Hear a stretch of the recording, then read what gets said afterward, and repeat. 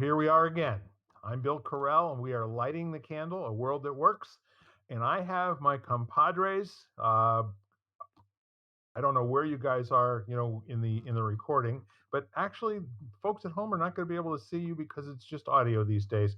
So I've got Ken Caputo, Lisa Sheehan, and also Jan Jeremias. And Jan, you've got an interesting shirt on. It says "Be Shree." Hmm. Can you tell me what that is? Yeah, be Shree is um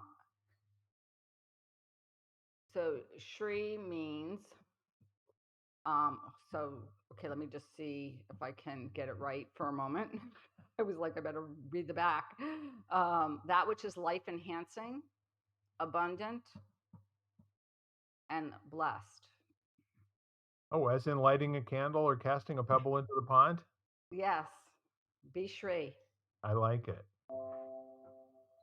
All right. So afterwards, you'll tell me where I can get one of those shirts as well, or maybe I'll just do it with a black magic marker. Right, exactly.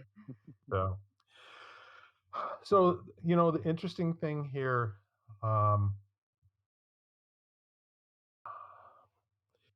the, the pause I think that's necessary is that we have kind of a well, it's been a 2-year labor of love doing this podcast on a weekly basis. Our goal every single week is to experience goosebumps ourselves, and if we can pull that off, we're pretty sure our listeners are going to have a similar experience. And um, I'm just reminded, in the Green Mile, uh, where the big man stands up and he says, my heart hurts, boss. You know, it's just a hard time for so many people right now. And whatever it was that he said, he was a man mountain who was reduced to a moment of doubt and a moment of just sharing his abject not being able to, well, like a failure to be, that what what he is as a person and what's called for in the moment are two really different things. So that comes back around to be Shree. But I think also to be Shree, you also have to be awake. I mean, like um, conscious. I mean, thinking about what that would actually mean for you and what it might mean in the world, for all of us to take into consideration the rest of the folks that we're sharing time with. Now, in terms of the lightness of being that all of us have this opportunity to experience in the moment that we choose to. So anybody that would take issue with we do have a choice about how we are and who we are being when we're awake and paying attention to it. There are things that happen that set us back momentarily, yes? Mhm. Yes. And then we have that curious nature which allows us to then choose the next thing that we do. It's like you can't handle what the world gives you before it gives it to you. And as soon as you can get back on your feet again, you can make a decision about what you're going to hand the world back. Yes? Yes. So I want to spend a minute or two handing the world some Shree. I learn something new every time we get together and talk. And so in each one of our endeavors and in the interactions that we have with those folks that we know, like, and trust and love, um, what are some examples that you can think of where we can manifest Shri? This is a brand new word for me. I'm having lots of fun hearing myself say it. And what would that look like? And what does it look like?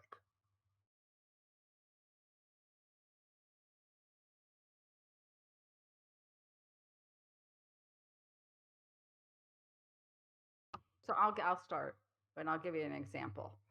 So I think for me this weekend was holding space for something, for someone.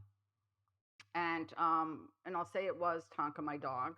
When the fireworks started, it wasn't like I didn't wasn't sure they were going to happen. I didn't know. And it wasn't like I didn't prepare. I mean, I did all the things I know to do to help him. We went for a super long walk, so it would get him really tired. I gave him essential oil massage. He was wearing his thunder shirt. We did everything we needed. And then all he wanted to do was be in that space, have me close by, but he didn't really want me. Like, he came over and kissed me at one point, but he really just wanted to know I was there. And then I was just holding that space for him. It wasn't like I was, on top of him or, coddling the entire time because, from my experience, that's some people might not agree. You're really not supposed to do that, to coddle them because they tend to reinforces negative behavior. And so they tell you not to. But I kind of just held the space for him. And to me, that at that moment, that was being Shree. That was being life enhancing, you know, trying to just create room for him. It almost sounds like, what Ken likes to say, meeting a being where they are, you know? Yeah. Nothing added and nothing taken away. Not asking to be different than he is. That's who he is, you Yeah. know. To me, I hear the word Shree, and I'm immediately seeing it as a contraction of 2 words like sharing and free, you know? It's like what brings out the best in all of us when we can be in that space, and, quite frankly, I don't know if it has anything to do with that at all, but I kinda like it. Maybe that'll help me remember this word and Hmm. spend more time being curious about what it could mean and what it can be in practice. Jan, can you give your explanation of it one more time? It's that which is life enhancing, abundant, and full of blessing. What does that make you think of, Lisa? Well, because Jan was telling of holding space for her dog, and I immediately thought of we had our church meeting, so to speak, on Sunday, and people are taking turns now doing things. So since it was the 3rd of July, she presented like a children's version of why we celebrate it, kind of thing, a little video. And of course, the one of the lines that comes up very quickly is, all men are created equal. And you know 90-80% of our group is female, so everybody had a different take on that, and normally we just go around the room and share, and one girl was just having a really hard time, so we just kind of held her and let her express and cry, and and to us we learned that if somebody can cry in front of you, it just means that they trust you that much, kind of thing. So I was happy to do that. And then I was reading my emails after, and I get this newsletter called, it's from Emergence Magazine. I don't know if you've ever heard of it, Mm. I but haven't, no. I, so I read this art, and it's a much longer essay, but I just took this part out because it made me feel better. And I've talked about homeostasis and stasis before, and now it's coming back into my world again. So, I'll just want to share this little quote from it. And it says, I have read that ocean waves result from both the disturbance of the water surface and the restoring force that calms the surface back to some primeval, nostalgically imagined stasis. And I wonder if, in addition to the wind and the bare feet of pilgrims that flatten and scoop the sand daily, there's a greater disturbance and a greater calming force at play. And then she goes on to say, another disturbing area of the world, kind of thing. But I thought it was just an interesting way to treat how what's happening, and just know that, because it makes it abundantly clear to me that there's a reason things have to get pushed.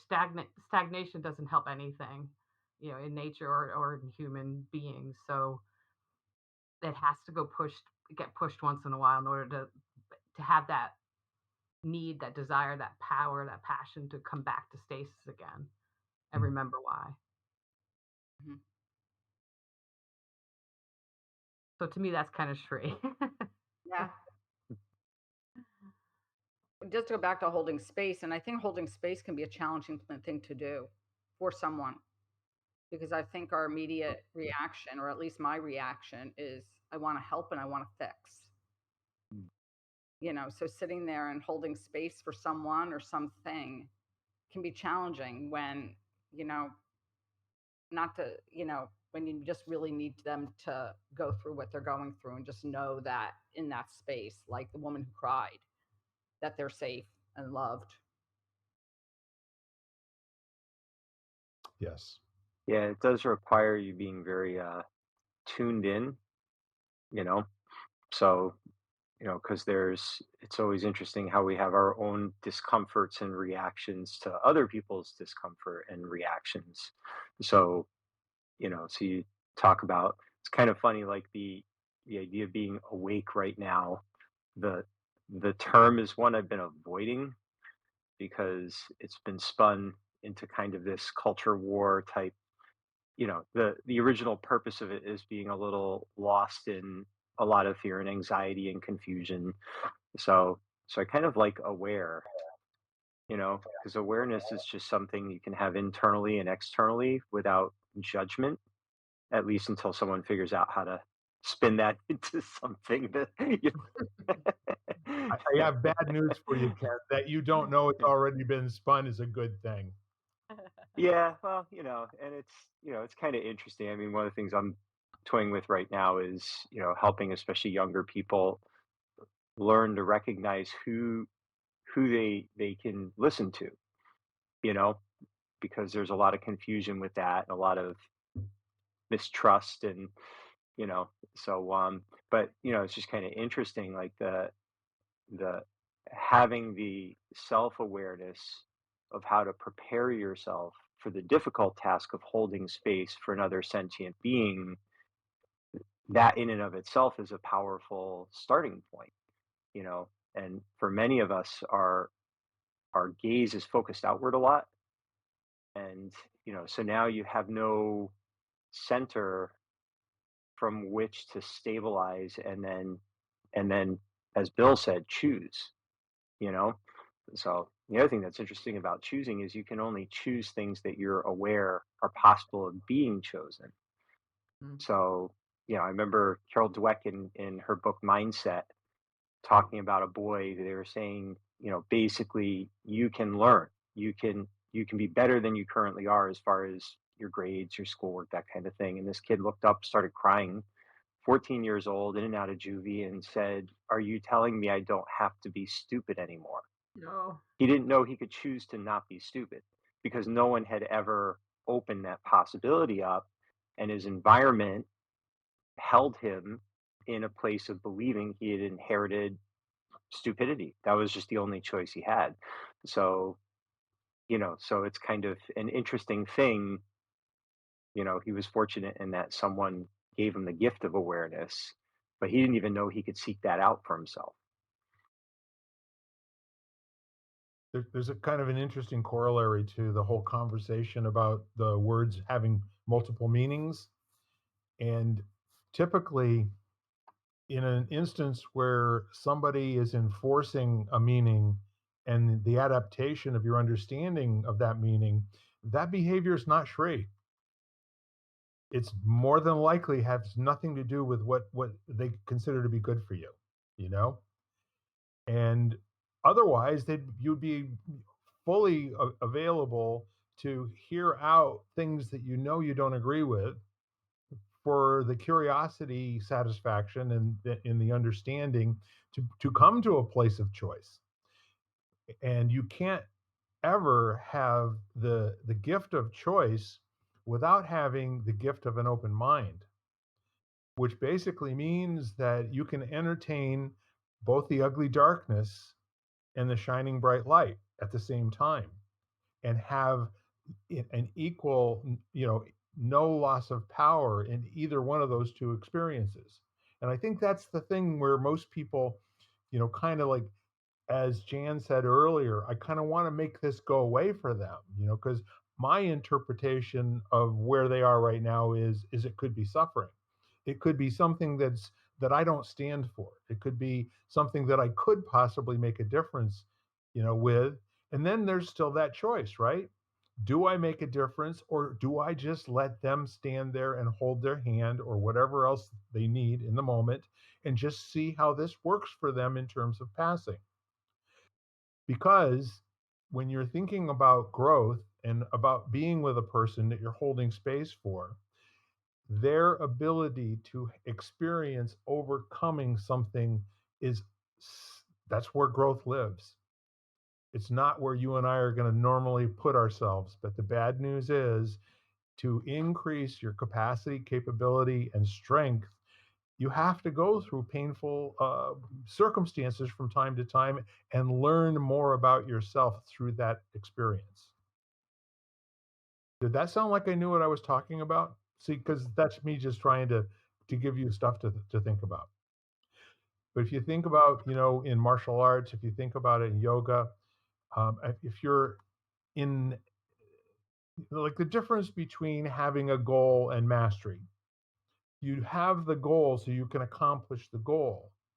But in mastery, you do the thing to accomplish the goal so you can get the experience of what that's like, And at the end of it, the goal is meaningless. It was just an opportunity to be able to measure before, during, and after activities that are intended to allow you to increase your knowledge and experience, and in the body, changes that can occur by going through, you know, expressions of mastery. I just have to laugh because I experiences and try what you're just saying. All I could think of is I tried pickleball for the first time on Saturday morning, and I play 100%. on And, and why did you do that? my friends wanted to try it, so and now we all love it. So now I'm looking at the best paddles to buy and stuff like It's such a joyful part of the process being a white belt, when it's new and you don't know what you don't know, and there's that discovery and all of it is fresh. yep, I love learning and experiencing new things like that and being in that place of absolute beginner. yep. It's so much fun. It is. Kind of swinging back and forth between euphoria and despair. Mm. Exactly. Doesn't seem to be a middle anywhere, but that's where the equilibrium, or that thing we were talking about before, how we get to that. Back to stasis. Back to stasis. Exactly. Yeah. My mentor would always say, with something challenging, he'd just say, "It's not hard, it's just new." There And it that is. always stuck with me. It's just a simple way to consider it. It's Yeah. just you're perceiving it as being hard, because it's just something that you don't have a lot of experience with yet. So it's really just new, you know? It's kind of an interesting thing. Anybody who's ever learned how to ride a bicycle knows a lot about that. But there's a distinction called balance, which might be, a synonym to stasis in some instances. Uh, and the whole point of balance is it's not anything that requires any thinking. Balance uses your autonomic system, which allows you to be comfortable with being uncomfortable to the point where you can do weird things, like, being on a bicycle in a corner turn at 45 degrees when your whole body is telling you this is a bad idea. I shouldn't be doing this. But having had the experience of gaining balance, like in pickleball, I don't know what that thing would be where you cross over to the other side and there's now something in your body that you can return to. Uh, but people tell me that, that there is, with almost every sport, there are things that you can't do for a while till you can do them, and that's And that. bike riding is one of those things that somebody said you can't, no matter how much you read, no matter how many videos you watch, no matter what you do, you cannot learn how to ride a bike without doing it. 100%. And that distinction balance is what is the dividing line between all the time before and all the time afterwards. And you never ever lose the distinction of balance for the whole rest of your life. Kind of a cool thing. It is. See, now in mountain biking, the way you come to recognize balance is by not having balance. You fall off the bike a lot and you start to learn, what the edges are and what you can and can't do. And Right. So it's that feedback. It's the feedback of failure that actually improves skill over time. Yes. I think yoga is the same way Mm, because we do a lot of things which are, the whole idea of, when you do a binding pose where you bind your arms and you kind of do weird shapes, is this feeling of what it's like to be bound and what it's like to be unbound. And you don't know what it's like to be unbound until you bind yourself. And then you mm, have body awareness of wrapping yourself or wrapping your arms in a really strange, confined position. And then when you know what it's like when you spread your arms apart and then you're free. So it's that whole kind of, but to yeah. me, as I practice, it's always, and I think it's like this with a lot of things you look for, especially when it's new, you look for familiar things in that. So for me, I'm looking at the shapes and how they repeat themselves in every pose, like certain shapes. Like it's the same thing whether you're doing it, like, you do it on the floor, you do it in the air or whatever, it's all the same shape. And it's looking for those commonalities, which helps you kind of learn and navigate new, you know. Yeah. Interesting. Handstand leads to crow leads to a breakdancing baby freeze. That's right, exactly, exactly. I learned all of those things and they all had their similarities exactly like you're talking about. It's so Yeah. funny. Exactly. Like, you learn, like, headstand to crow pose to, Yep. to whatever. Yeah. Well, I'll just sit here and be yoga inferior to everybody else in the room. No, no, no. But I was thinking about what Ken was saying in the beginning about that young adolescent boy who didn't know that he had the choice not to. But I think that sometimes it's reversed. Like I think how interesting it is when I know, I've been around people who, or children who were very ill, who didn't know that an option was not to get well. That wasn't given to them. Mhm. And they recover because the option of not recovering was not put forth. And so it was like, okay, this is just, I'm going to survive, I'm going to live. And so just how, I guess, the power of the mind and Mhm. or what we're told and how that influences what, what manifests or Yeah. what comes out. Well, there are so many metaphors for and so many different distinctions in almost anything having to do with physicality. Like for instance, um, stepping out of the way as opposed to taking a shot. You learn that in boxing. You learn that in karate, and the whole notion that there are choices that you can make, and the time to make them is before you get into the battle. Because if you haven't got the grounding of how you're going to behave when something comes up, and it's the same thing as you get to be a better football player or a better baseball player or whatever it is that requires eye-hand coordination and maybe involves other people and where they have a part of the routine, to play as well. All of that gets to be a habit. And it's the same thing for life. So that we get somebody like a Stephen Covey who, in the late 1970s or early 1980s decides that there are actually these 7 habits that, highly successful people have. And son of a gun, after he wrote it down, didn't we all kind of believe that this is a true story? There are 7 things. There's probably a lot more than that, but those 7 are distilled down into what's completely doable for almost anybody else. This, my friends, is what balance looks like in terms of practices that anyone can adopt and then have a highly successful and highly rewarding life. Can I speak something to that, Bill? Because this is something that's been Absolutely. coming up that's kind of interesting. So, because I still feel that was a wonderful book.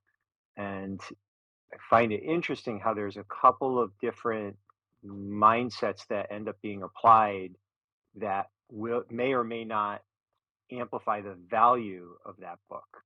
So for some people, they're offered something from someone who has developed a skill set and acquired some knowledge that he's looking to share, Right. and they immediately go to who are you to tell me this, or why should I believe this, or let me tell you why I think you're wrong, right? They go to that place, and then you have another mindset, kind of the opposite end of the spectrum, where they take it as gospel. This he's smarter than me, this must be true, right? So the interesting thing is, if you can find that, oscillate in the middle somewhere, where you're recognizing, okay, I think this is a trustworthy source. It's enough of a trustworthy source that I can see how this applies in the context of my own life, and then measure the result that I get, right? So there's an application part of it. And this is something that I find really interesting right now in a lot of conversations, is the the internal dialogue that's expressed outward is either I should believe this or I shouldn't, and I'm going to get caught up in the concept or the source, instead of making a decision as to how I can apply this, and then see what happens for me, and not get Right. distracted by what someone else tells me might happen for them, or why they think it may or may not work, or why I'm right or wrong. It's just what is true in the context of my own life. How's this working out? There's actually two habits that I hear you speaking about. The first one is to first listen to understand, and then to be understood. And if you take that approach, there are no conversations that you can't fully listen to. And the other one is go for win-win, or no deal. Those are the two positive outcomes from which nobody's diminished. Nobody's had to give up, their view of themselves before the conversation started.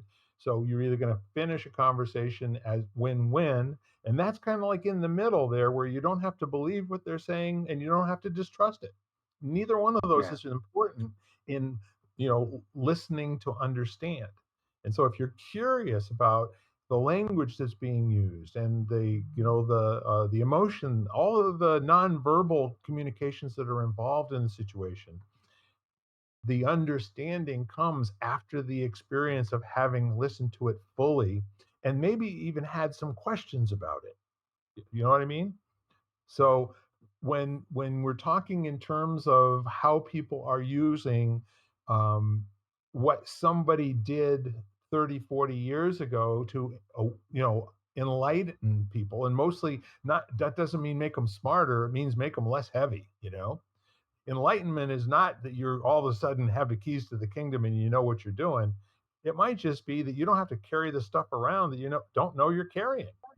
You can set some things down for a minute, and you can trust yourself, and you can trust in your ability to have always made it through every other minute in your life and still be here. And so When, sorry. I was just going to say, it's just a predictable thing. You'll survive this too. Now, do you just want to survive it, or do you actually want to grow from it?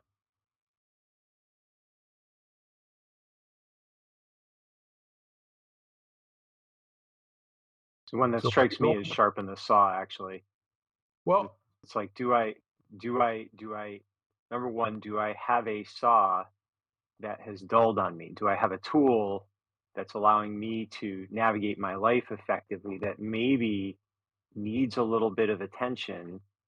And if so, the only way I'm going to know if I'm making a difference is if I find a piece of wood to cut with that saw. So I have to apply it and get feedback. So it's kind of like, how do you learn to ride a bike? You ride a bike, right? All the books and videos don't. They only take you so far, So there's bravery. We talk with teenagers a lot about that. Be brave enough to have a difficult conversation, and trust the fact that you'll navigate with that person, even if you don't do it as skillfully as you would like, you know. But if you just have a conversation in your own head and play what if, and you're just worried about what might happen or what could happen, instead of just being okay with being present and applying something that's going to help you, you know, be better, what are you going to do? You know? So, Well, I take what you were both saying and I sit there and I think, you know, well, as you're talking about, like listening and deciding whether which boat you want, and could you be in the middle as far as, taking it as something that maybe that would be useful for me and not shutting it down is how does it feel for you? Like when you try it on, like when you saw that piece of wood and whatever happens, do you take the time to actually say, okay, well, that seemed to feel good or that worked for me and why it, so are you looking sort of beyond? So for me, it's like, you know, when you try it on, like, how does it feel? Like, because I think that Yeah. that's, to me, I always say that, people don't want to say that they, feelings are kind of, I don't know, people are like, I don't want to feel anything kind of Yeah. thing. But, how does it feel? You know, And is there actually a middle? Or is there a sliding scale that we flex in and out of and we kind of touch on the middle? I always think like, we talk about in martial arts teaching, the camera lens, and just it goes blurry through focus to blurry in the other direction and you dial it in. So you got to kind of test the edges in both directions, more power, less power, tighter, more relaxed, till you find what feels most like center. And then all you can do is see if you can practice well enough to where you can come close to that consistently again and again over time. Rhythm and balance predicts success, frequency makes for mastery. So that's kind of, the approach. But now you're not sitting in the middle. There's no arriving.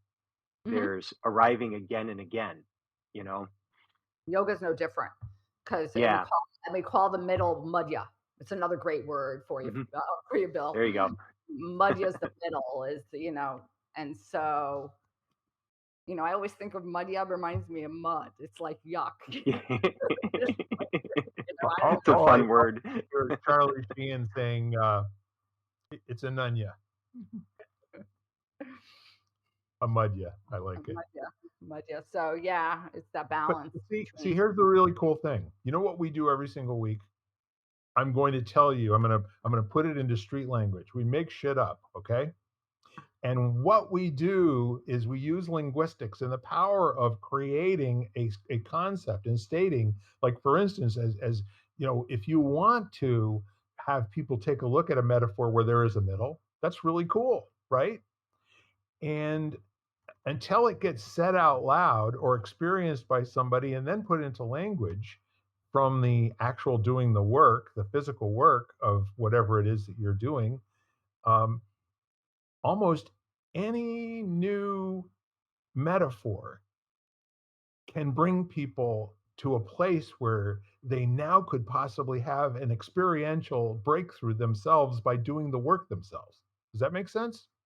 Whether there's a middle or not is just how a master says. And one of the ways that you can approach the next step for you, the next gate for you to go through, the next eye of the needle for you to make yourself small enough to, to traverse is this. And so in language, we create the possibility of somebody having the work to do to then experience a change in their body. And that shift in their body is how they know they actually learned something.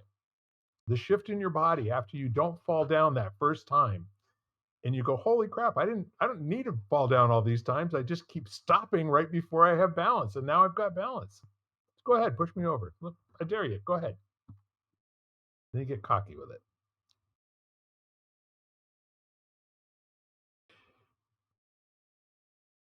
So the language in terms of, I feel like, Ken, you were starting to express something, and I don't think it got out. Do you think that people are using a teaching mechanism that's not good for some people, where they're actually being instructed to believe whatever is being told to them? I what I'm recognizing is a confusion being created by uh, an approach to imparting information or knowledge. So, and I mean, it's really interesting. Like whenever through the years, if someone reached out to me offering to, you know, some kind of consultant service, for example, for my business, the first thing I would do is start a conversation, and I'd pay attention to whether they asked questions or made statements. Right. And the ones that had the proven system and the statement, and whenever I, challenged a little bit what they were saying, they doubled down on telling me that if I did the right thing, if I just listened, if I followed, so it was this very, you know, just they have the way. That's someone that I immediately severed relationship with. It's just not someone that I'm going to work with. But if they got curious and they're like, that's interesting, tell me more, or, that kind of thing where there is a discovery conversation, especially if they use my favorite three words, I don't know, that was someone that I wanted to get to know a little bit better. So, and it seems like right now, especially with a younger group that's trying to figure out what could be true to them, there's they're put in a position where what they're hearing is a lot of either or. Either you stand for this or you're that. Either you believe this or you're that. And and there's a us versus them, there's a they, they're this, those people are that, all that kind of stuff. So what it does is it traps you in this mental loop and haze that clouds your ability to pierce that. So it just feels like, and it's whenever I'm especially coaching people with things like, they're trying to perform physically, it's, they just want answers. How often should I lift weights? So I don't know. Where are you starting from? Why don't you try these things? And then we'll have a conversational learning experience where go test things. Let's see what works for you and what doesn't.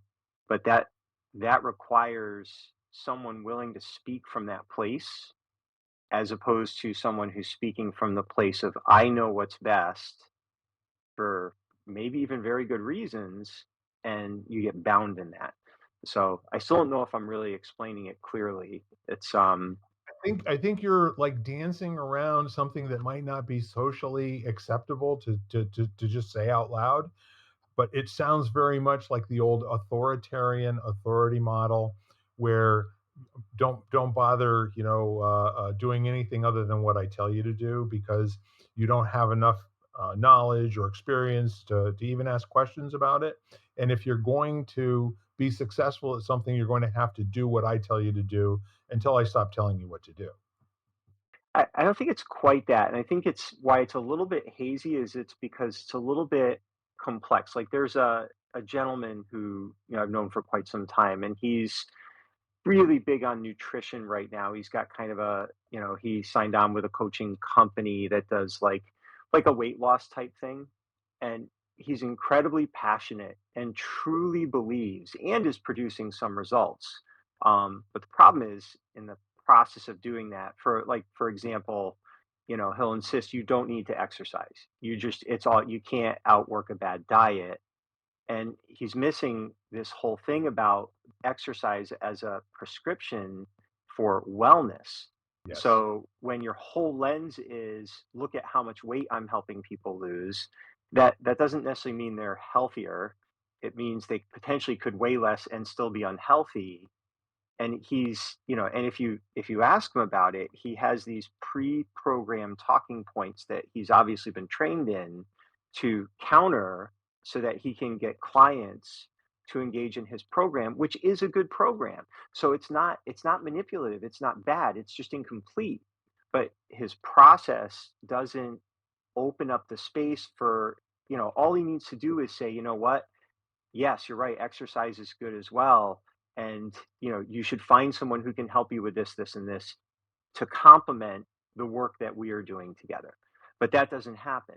It's this structured, and you see it politically right now, it's very whatever part of the spectrum you're on, they have a lot of conviction about what they believe, and they don't leave space for people to figure out how that fits in the context of a very complicated, organic, human based system that also has things that are not human that don't care. The earth doesn't care what you believe or what you think or what a scientist says or doesn't say. You can debate that all day long.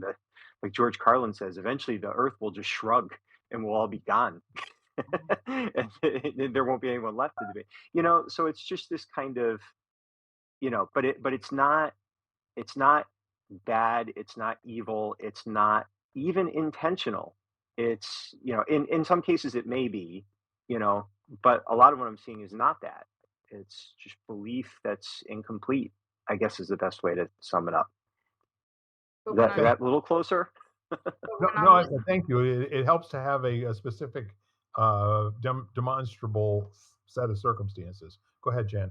Yeah. when I'm listening to Ken, I'm listening and I'm thinking to myself, well, but you're working. I mean, you're the person that would come to you with that kind of attitude. Well, let's just see where it goes and let's see, let's try first or whatever. Most people are not trained to do that anymore. They're Mhm. they're trained to want a definitive answer. I mean, I see it in the health and medical world all the time, and that's why people think that there's a pill they can take that's going to solve everything kind of thing. Right. It's that very narrow kind of like wiggle room where there is no wiggle room. It's just like I want to go to you and you're going to give me all the answers.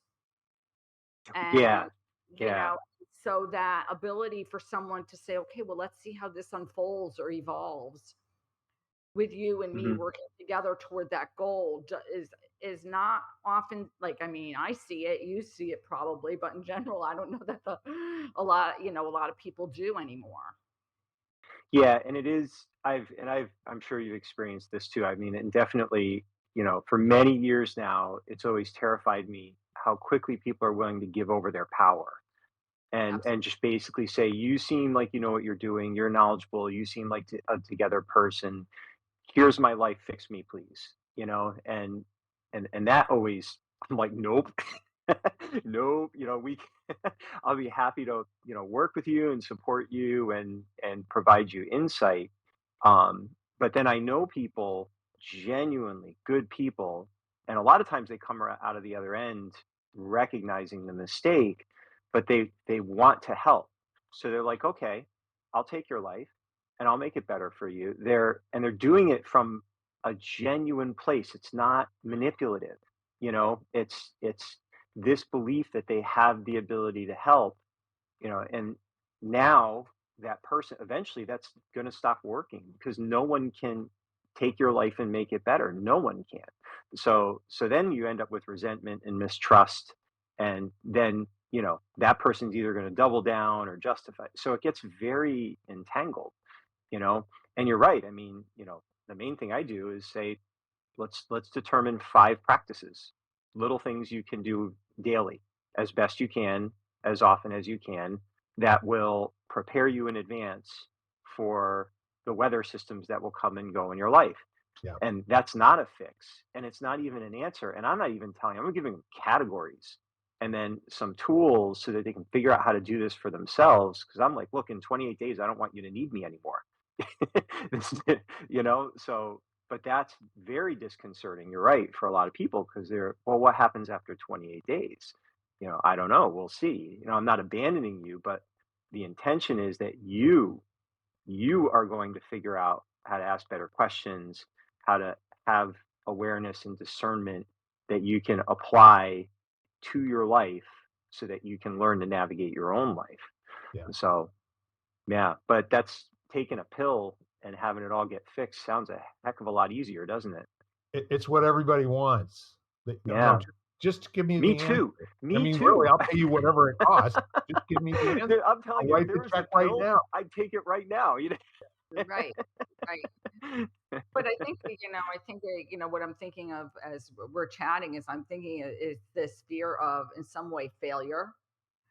uh you Mm, know and the fact that remember when I did my yoga teacher training, my teacher said to me, because we were taking our exams and everything and had to do our practice classes, and she said, you can't fail. Like, failing yoga is like mm. failing life. Like, you Yeah. can't fail. Like, are you alive? You can't fail. And that's how I feel. I feel like there's this element of like, but what if I get it wrong? And looking at it as each thing I learn is a step forward. If Mm, I learn something from this, it's a step forward. Like, I'm not where I was and I'm moving forward, or moving out, hopefully moving forward, but I'm Yeah, moving out of the space I was in. And maybe I yeah. should say, maybe I shouldn't say forward, maybe, because that sounds positive, and maybe it'll be, it's just a step out of where I was. Yeah. Yeah. Yeah. Lisa, I feel like I've been talking too much. You need to say something. No. So all I can think of is you just described like every Facebook ad. You know, Yeah. but that's what they're promising you, and that's what people are believing. And in 21 days, 38 days, whatever, the 30-day program that you'll be fixed. And Yeah. there's a reason that they're an hour long videos too sometimes. And I've listened to some of those forever. They give you every reason why it's going to work for you. Right. Not Hmm. realizing that they're talking to 8 million views. So how can it Yeah. be? And they are counting that half of the people that listen will be the exact person who thinks there is somebody out there who can give me a red or a blue pill. Yep. And once I take it, and if it's but they're on an endless string of paying $2,000 or $3,000 a time for that next thing that's going to really really do it for them, and make a difference with their bank accounts and all the rest of that. But the interesting part of it is that the uh, uh, the idea that there are five practices that everyone needs to master in order to accomplish a goal that they have set is fundamental. I mean, this is thousands of years old. This is not some new marketing trick. And consulting is all about sitting down and customizing and designing those five mundane practices that will actually put a person in a space, having done the physical work, like how many calls you need to make, and how many cold calls you need to make, and how many hangups, and how many no's, and all of those things that we kind of worked through those in the 1990s, and we figured out that you don't sell things to people, you create lifetime relationships, and somehow that just seems to keep your bank account working. And now I see people back in that role again, where they're doing cold calls off of lists, and you know it's like, for God's sake, guys, you only have so many hours in your life that you can do things, and please don't spend 30 hours a week making cold calls to people, because that just doesn't work. What does work is getting up, getting dressed up, and going to meetings, and getting and making friends. I'm just telling you. So Mhm. in terms of communicating with people about the sales process, they go, no, no, that's not how you do it. You have to do at least 50 calls a day, and you're going to get hung up on at least this many times. And it's like, next, you know, I can make no difference in this conversation. Just let me know how it works out 5, 6 months from now, as they're signing up for the next program that uses exactly the same technique, wearing out your friends one at a time. Well, when you feel like you're drowning and someone throws you a life preserver, you're not going to question whether or not it floats. You're going to grab the freaking thing because you're drowning. Because So, sometimes and that's an that's anchor. It's not a yeah, preserver. yeah, and and the person throwing it to you, they probably believe it's going to float too, and so I think there's a lot of that, and uh, it seemed, I guess that's what it. I can remember a time where it felt like, there was marketing for people that were trying to make a quick buck and knew what they had didn't really have any value beyond a cosmetic value, and they Right. were okay with that.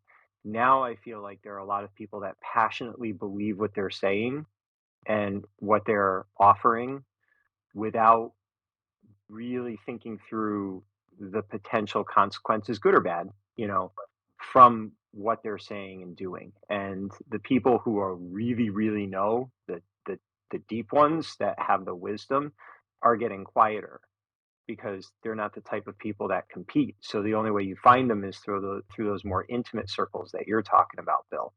You Yes. know, so I mean, frankly, I'm one of them. I don't do anything. I advertise nowhere. It's all just through connections with people that I've earned trust with, you know, and we'll take it from there. So yeah, we're in an interesting space right now. Because yeah, I have to step because I've been involved in different types of media, and I have always loved advertising. I love taking words and making them, mean something to either the client or the people listening. It's always been, a love of mine to use my words, to use that ability to string words together into sentences that make sense to people to listen to. And then, being in the magazines too, I was connecting with people that I adored and would adore. And I have good friends in the radio industry that are the best salespeople only because they have relationship sales. Yeah, yeah. They don't do any of that. So they're everywhere. And I think every media, like everything can get a bad rap, or people are I just want to make so much money per month. I know those kind of salespeople too, but everywhere there's the exceptions, and there's those people that are even in advertising are trying to make the world a better place in their small way. Oh yeah. Good marketing is storytelling. Yeah. Like I Yes. love Seth Godin and just his how conscientious he is. And he's talking about, the importance of you shipping your valuable contribution. Don't wait, just, be generous. And he has this beautiful, elegant way of just telling stories that are compelling. And his whole thing is it's permission based. It's not, I just met you, will you marry me? It's, hey, I just met you. How about if we learn each other's name? And it's this cultivation over time of this relationship where trust is shared in a way that feels good until you find the right relationships that work for you at that time. So yeah, I mean, marketing done right. Yeah, I don't want to at all sound like I'm against marketing. I am a firm believer, it's just interesting the relationship people have to the message they're sharing and the contribution they want to make, and sort of this need to outshout each other a little bit, Mhm. because it's so noisy, and how that can actually be a little bit detrimental to doing something meaningful, you know, with the right people at the right time. Because Well, when you there's a compare it to storytelling, the marketing has been around since the dawn of man. Yeah. Yeah, yeah, Yeah. right. You tell a parable, you're trying to. yeah. But hang on You're just a selling an second here. idea. Yeah. Yep. We're collapsing two distinctions. Sales and marketing, they are very much different from each other. Marketing is listening. Marketing is not storytelling. Sales is storytelling. And the reason that it is because your story has to have a punchline. Will you buy from me today? That's selling, okay? And I tell you these great, I want to have your confidence. I want you to love me. You know what the marketer does? Will you complete these surveys for me, please? And why do you like this better than that? And if it were available in another color, would you buy that? You see what I'm saying? The big difference between people who market, they want to go and find out what they don't understand about people's buying preferences so that they can design and deliver that with integrity. The salesman is, you know, you know, you're either buying from me today or you're walking. Those are the two different things. So the distinction that I hear from people is that selling is bad and marketing is good. No, they're two different things. One of them is like Tai Chi and the other one is like Kung Fu. Okay. They're not even in the same family of things, except for they seem to have similar motions. You know what I'm Do you saying? ever do you ever hear of a book by Dan Pink called To Sell Is Human?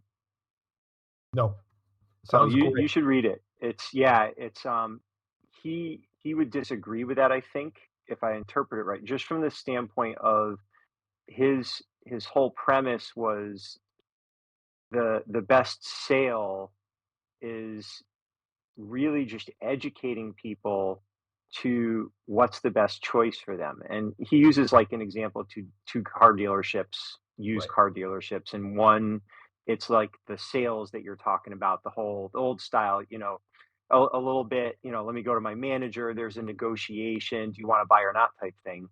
He says there's another dealership across the street, hugely successful. Basically, you walked in and you could pull up the Carfax on terminals on any car that was in the lot. Right. Everything was clearly listed. There is no hemming and hawing. It's this is the value, this is the history.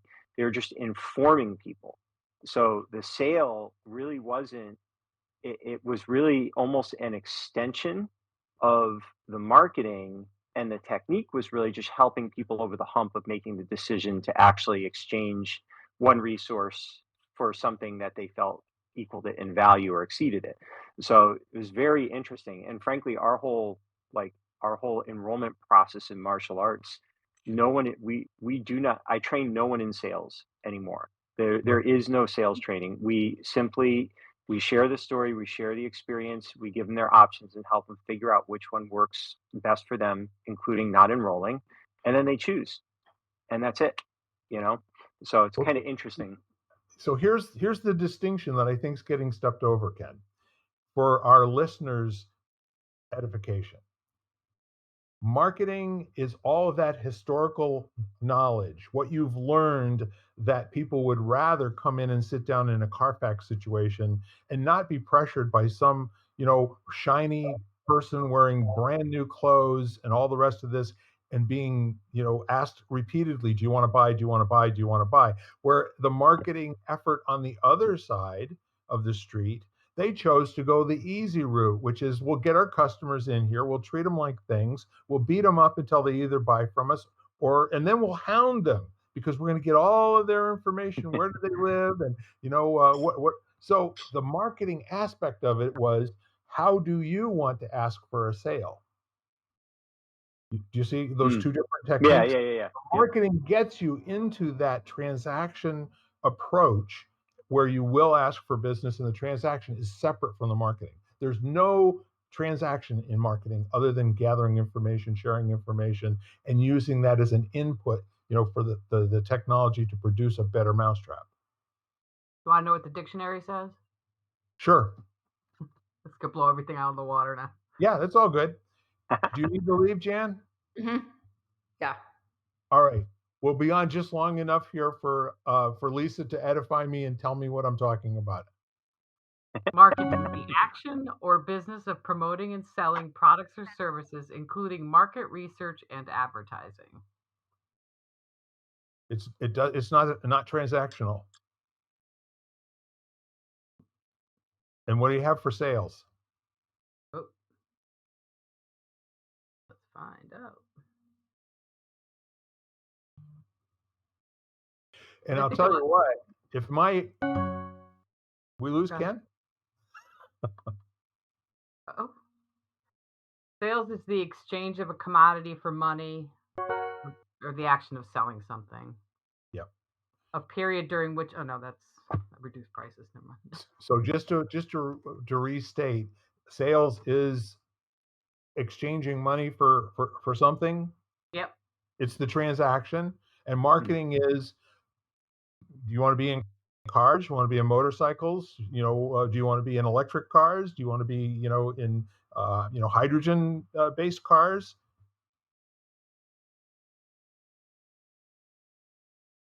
And in many cases, marketing is that part of the engineering cycle where they never really are completely sure that someone is going to buy it until the marketing is finished. And then that's when they design the product. That's when they go to market with it and offer it for sale. And then you can either have the annoying salespeople or you can have the Carfax guys that are basically, Right, right. thanks for coming in. Would you like to have a cranberry cupcake? No. No. So anyhow, I love this conversation. And you can tell what my commitment to the world is that the empowerment cycle lasts long after a sales cycle. It is a whole lifetime of getting to know each other and trusting and liking. Because other than that, you're going to be in your job for less than 30 days because you can't pay your bills because nobody responds positively to that type of so-called selling. And Ken, you and I have both listened to some really amazing people who consider selling an act of service. Being a Yeah. Yep. salesperson is the highest form of service there is on the planet because Well, you, it's that whole thing is everybody hates to be sold to, but they all love to buy. It's it's so yeah, contradictory when you think about it. nobody wants to be sold, but they all love to buy. Exactly. All right, folks. Well, thank you. It's been an amazing weekend on so many different fronts. Again, I appreciate you both being here. And next week we will do this again. Good Lord willing. The Sounds crypto good. guy. So thanks again, Lighting the Candle, A World That Works, Bill, Lisa, and Ken, and have fun out there. Have a good week. Bye-bye. Bye for now. You've been listening to Lighting the Candle, A World That Works, part of the Exvadio Podcast Network. You can catch us each week, as well as the rest of the network, at exvadio.com/podcasts, as well as the Apple Podcasts app, Google Podcasts, Spotify, iHeartRadio, Stitcher, Audible, Amazon Music, and wherever you find podcasts.